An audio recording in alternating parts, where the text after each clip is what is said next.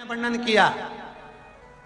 गणेश चतुर्थी से लेकर अनंत चतुर्दशी के बीच में बुधवार के दिन अगर अष्टमी पड़ जाए तो ऐसी कोई बीमारी नहीं जिसका इलाज ना हो पाए।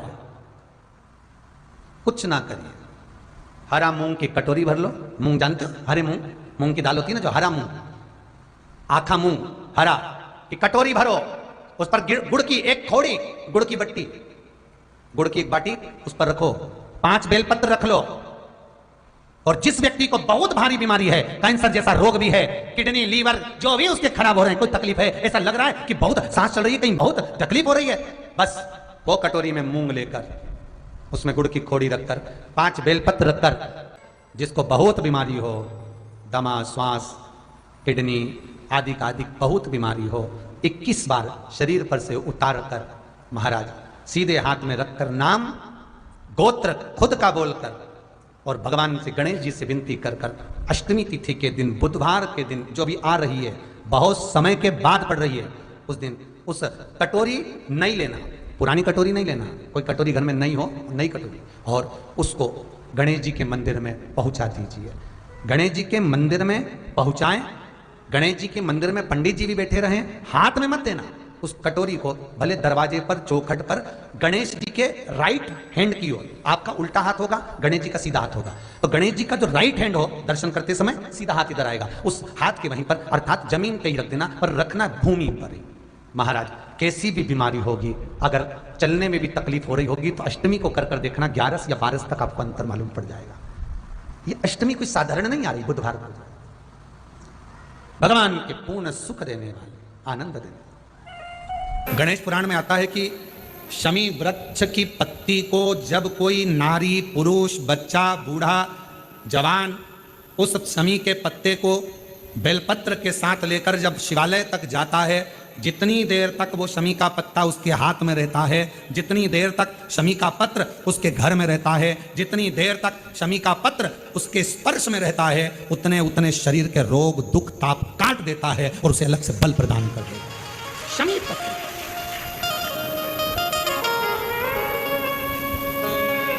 जब व्यक्ति का विल पावर डाउन होता है ना, उसको लगता है ये होगा कि नहीं होगा, होगा कि नहीं होगा, उसको 5 मिनट शमी वृक्ष के नीचे चले जाना चाहिए, 5 मिनट, इससे ज्यादा नहीं, या शमी की पत्ती को रख लेना चाहिए। पहले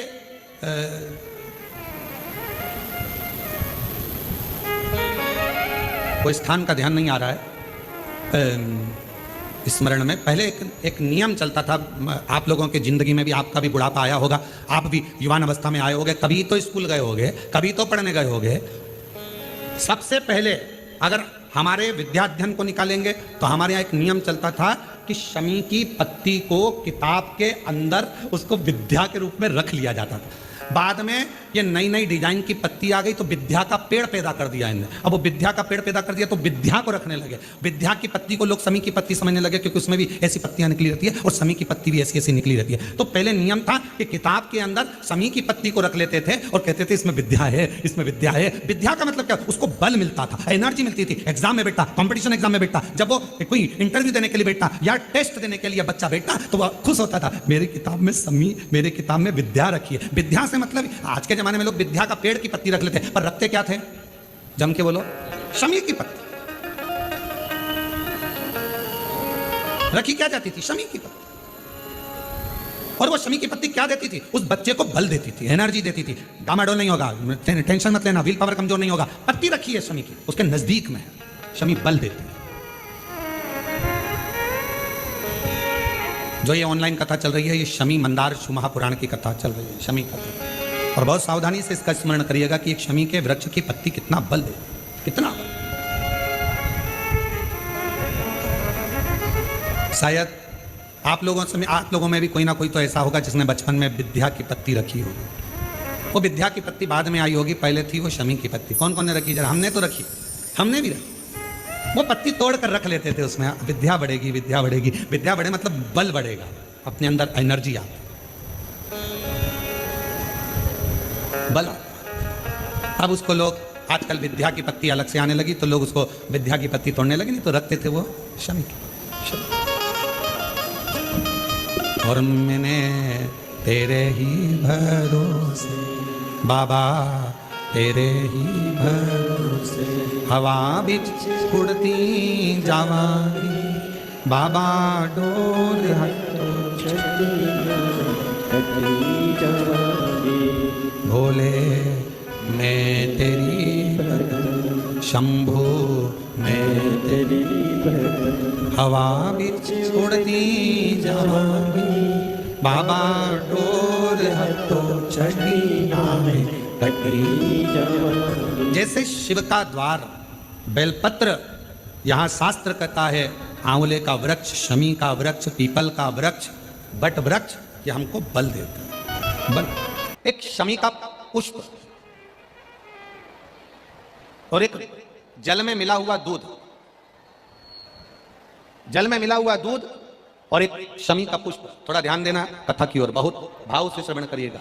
एक जल में मिला हुआ दूध और एक शमी का पुष्प, ये दोनों महामृत्युंजय के जप के लिए, महामृत्युंजय अनुष्ठान के लिए, महामृत्युंजय मंत्र के लिए बड़े प्रबलता का कार्य करते, बड़े प्रबलता। ध्यान दीजिएगा, जब आपको लगे कि आपके परिवार में अगर कोई दुखी है, किसी को बहुत कष्ट आ गया, कोई बहुत ज्यादा कर्जे में लदालूम हो गया और उसने विचार करा कि मैं तो मर जाऊं तो अच्छा है, या मैं सुसाइड कर लूं तो अच्छा है, अब उनसे निवेदन रहेगा कि मरना मना नहीं, पर थोड़ा प्लान लेट बनाओ मरने का। हम ये नहीं कर रहे कि तुम मत मरो, पर थोड़ा प्लान लेट करो। आज मरने का विचार करा है तो थोड़ा सा 15 दिन रुक जाओ, फिर विचार करना 15 दिन बाद, 20 दिन बाद कि मरूं कि नहीं मरूं। पर एक कार्य जरूर कर देखना, रुद्राक्ष की माला से महामृत्युंजय मंत्र का जाप शंकर जी के मंदिर के सम्मुख में, नंदीश्वर के पास में बैठकर शिव के सम्मुख को देखते हुए, शंकर के शिवलिंग को देखते हुए, शमी के पुष्प को अपने सामने रखकर एक बार महामृत्युंजय मंत्र का 108 बार जाप कर शमी का पुष्प उस पात्र में से, कटोरी में से उठाकर जाप पूरा होने के बाद शंकर को समर्पित करो। और शंकर को समर्पित कर फिर विचार करना, 15 दिन, 20 दिन, 1 महीना रुकना कि तुम्हें बाबा ने जो तुमने मांगा वो तुम्हें दिया कि नहीं दिया। उसके बाद विचार करना कि जाऊं कि ना। मरो मरो सब कोई कहे, मर के देखे कोई, मरो तो ऐसा मरो कि फिर संसार सागर में जन्म ना होई। बार बार मरोगे फिर जन्मोगे, फिर मरोगे फिर जन्मोगे, फिर मरोगे फिर जन्मोगे। ऐसा मरण और जन्म से पीछा कैसे छूट जाए, उसका क्रम धारण करना है। आ गया टेंशन, ऐसा कोई संसार में नहीं जन्मा जिसके मस्तक पर टेंशन नहीं आया, कोई चिंता नहीं आई, कोई चिंता सम्मुख में नहीं पहुंची, ऐसा कोई जन्मा ही नहीं। आ गया थोड़ी परेशानी, आ गया थोड़ा कष्ट, एक शमी का पुष्प सम्मुख रखकर महामृत्युंजय मंत्र का अनुष्ठान कर और यदि आप नहीं कर सकते हो, आपको लग रहा है कि मेरे दुख की घड़ी चल रही है, समस्या की घड़ी चल रही है, बहुत रोग चल रहा है, बहुत बीमारी चल रही है, बहुत कष्ट चल रहा है, उस समय पर आप अगर नहीं कर सकते हो तो जो आपके प्रिय, आपके स्नेही, आपसे मिलने वाले जो ब्राह्मण देवता, जो भू देवता हो, उनके चरणों में जाकर नमन कर प्रार्थना कर उनसे विनय कर कह सकते हो, महाराज जी बहुत टेंशन का जीवन चल रहा है, बहुत कष्टमय जिंदगी चल रही है, आप कृपा करो मेरे लिए एक बार महामृत्युंजय का अनुष्ठान शमी का पुष्प रखकर कर दीजिए। बाबा ब्राह्मण देवता, मुझे विश्वास है कि मेरा भोलेनाथ मेरा हाथ पकड़ लेगा और मुझे इस भवसागर से पार उतार देगा। एक शमी के पुष्प में वो बल होता है, एक शमी के पुष्प में वो भाव होता है, एक शमी के पुष्प में वो आनंद होता है कि महामृत्युंजय के अनुष्ठान का, महामृत्युंजय मंत्र के बल का एक आनंद सुख हमें तुरंत प्रदान कर दे, तुरंत दे। जैसे बेलपत्री के मध्य भाग, थोड़ा ध्यान दीजिएगा, ये बेलपत्र है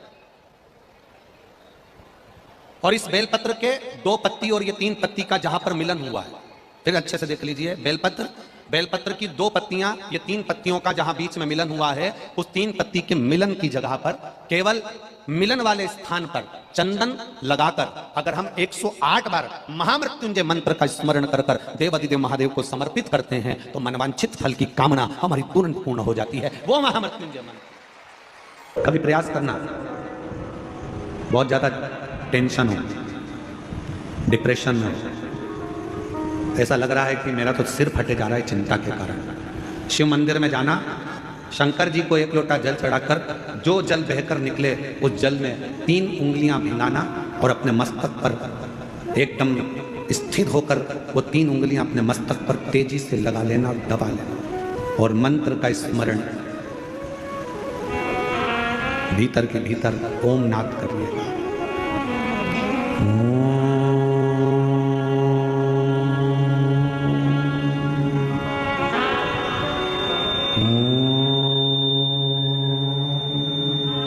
भीतर नाद चलो एक प्रैक्टिकल करके देखते हैं। अपना सीधा हाथ लो, हृदय से विचार करो कि मैं शंकर भगवान को जल चढ़ा रही हूं एक लोटा। जमीन पर उस हाथ का स्पर्श करो, अभी की अभी देखो जितने बैठे हो सब, और बिल्कुल स्थिर रहकर जमीन का स्पर्श कर 3 उंगलियां लीजिए हाथ में और अपने मस्तक पर बिल्कुल दबाकर नेत्र बंद करिए, एकदम सटीक बैठिए स्तुप, और सबको बोलना है 3 बार ओम का नाद अच्छी तेजी में, अंदर से बोलना है, बाहर से नहीं, चिल्लाना नहीं है, नाद करिए। सिर में दबाओ 3 उंगली को और बोलना प्रारंभ करो।